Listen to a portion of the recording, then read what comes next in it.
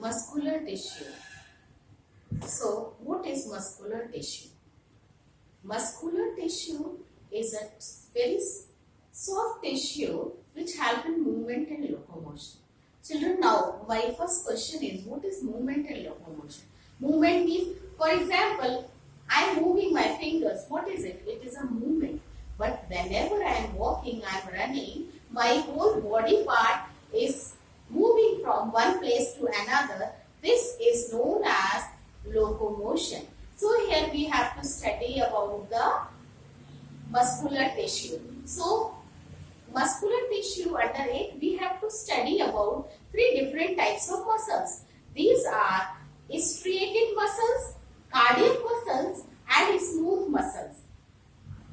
So one by one we are going to discuss it. First of all, striated muscles.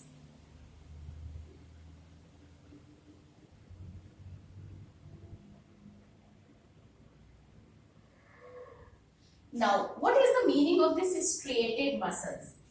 Or we can call it as a skeletal muscles also.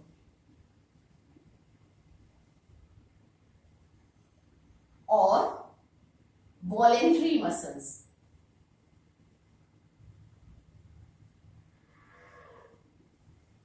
Now, why we call it striated muscles? Because these muscles have striations. These are known as striations. Light band, then dark band, light band, dark band. It is alternately arranged on these muscles. So that is why striations are found, and that we called as a striated muscles. Now, skeletal muscle. Why do we call the striated muscles as the skeletal muscles? Because these are found attached to the bones that help in the movement. That is why these are also known as skeletal muscles. Now, voluntary muscles. Why do we call these muscles as voluntary muscles? Because these muscles work according to our willpower, according to our choice. That is why these are known as voluntary muscles. So, these we can call this muscle by any of the name. Now, these are multinucleate. Children, you can see these many nuclei are there. These are the nuclei. So, these are multinucleated. Now, location where these are found. These are found in limbs. Location is limbs. Limbs means hand and legs, forelimbs and hind limbs, or we can say biceps and triceps.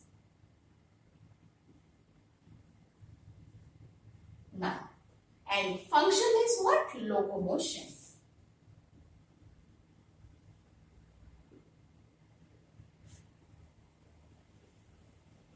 Locomotion.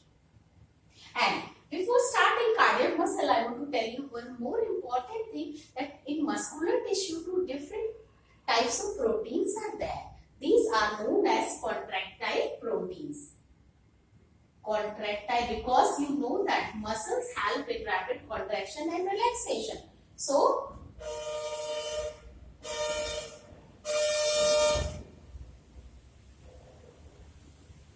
contractile proteins are there in muscular tissue, and the muscle cells are known as the myofibrils. These contractile proteins are actin and myosin. Actin and myosin are the two contractile proteins. In the exam, it can be asked, what are the two contractile proteins? So, actin and myosin are the two contractile proteins. And because of these two proteins, only the contraction is possible. Now, second is cardiac muscles. What do you mean by these cardiac muscles? Cardiac muscles, these are very, very specialized muscles. And these are present in heart region, because cardiac term is associated with the heart. These are specialized, I said, because they never get tired and they undergo contraction and relaxation, that is in a rhythmic way. First contraction, then relaxation.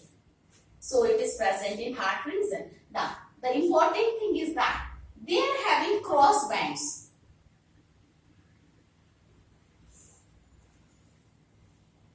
Cross bands means here you can see the cross bands are formed. Means two muscles.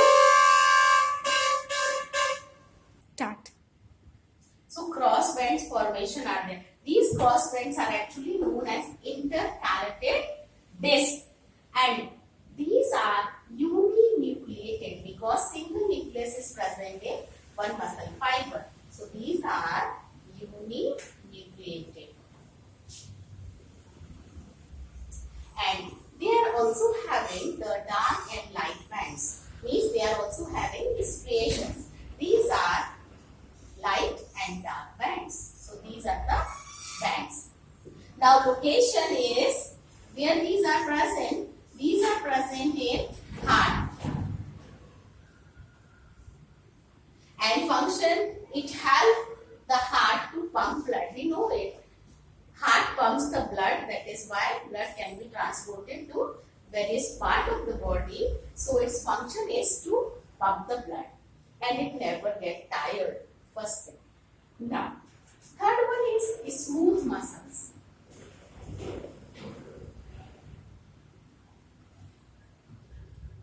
So, smooth muscles, this type of figure, cigar shaped actually, these cells are cigar shaped. That means broad in the middle and tapers at the, and these are also uninucleated. So one I have drawn for you.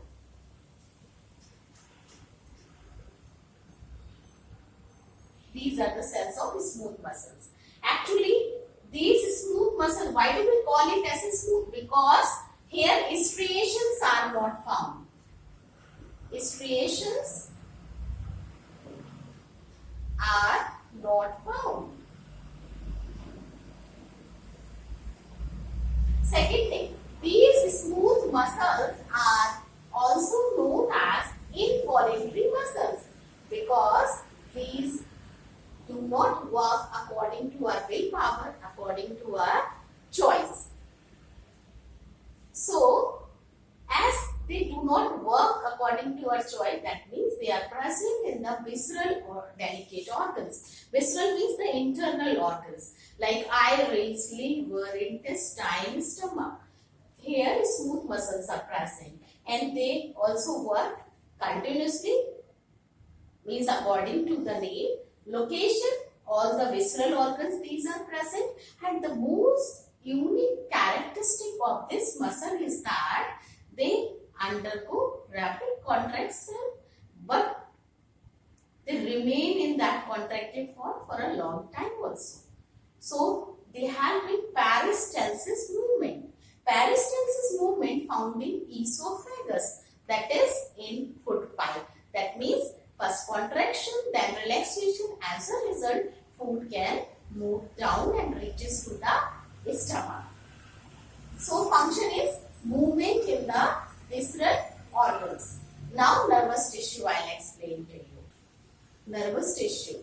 Nervous tissue, that is we can say a group of neurons. These are also very specialized. We can say neuron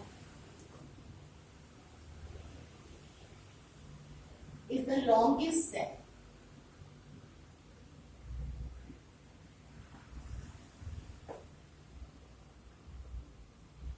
And its length is up to 1 meter.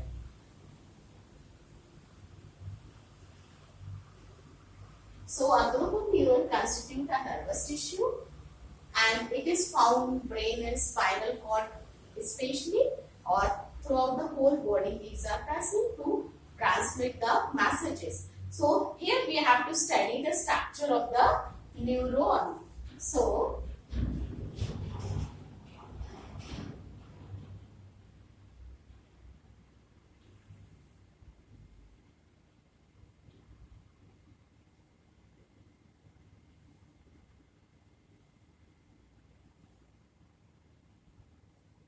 So it has 3 body parts, or we can say neuron has 3 parts.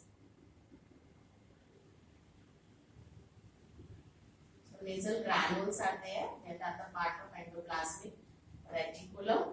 These are the dendrites, the branching parts. And this part means this is the further branching. This is dendrite and this part is dendron.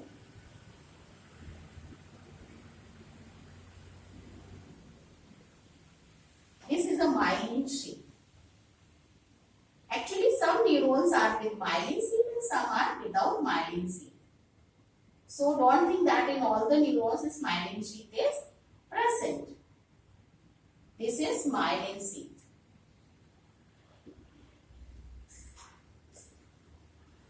These myelin sheath is not continuous, children. So if it is not continuous, no.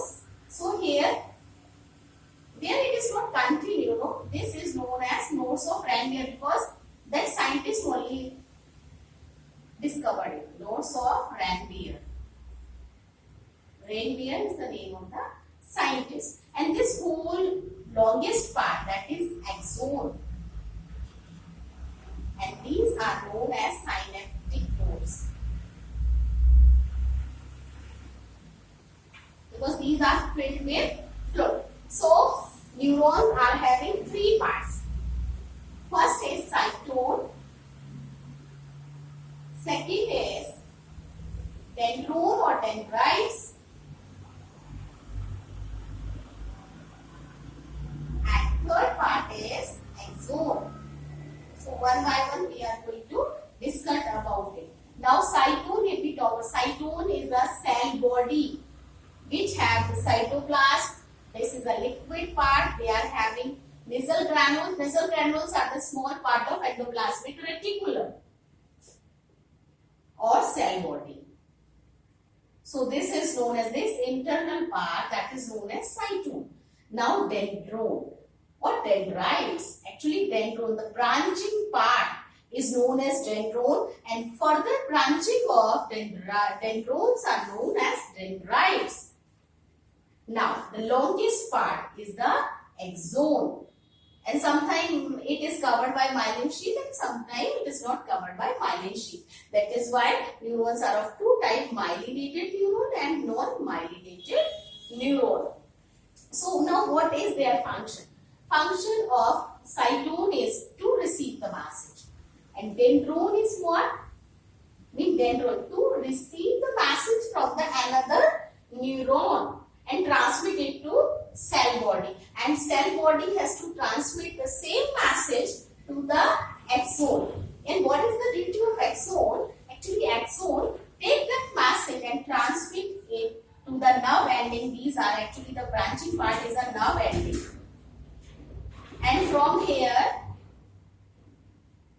it transferred to the dendrites of another neuron. In this way, the message flows, and always message flows in the form of impulses. Now, what are these impulses? Impulses are the electrical signals. So, the function of the neuron is transmit the message to whole body. So, this is neuron. Now dear children, your chapter is over.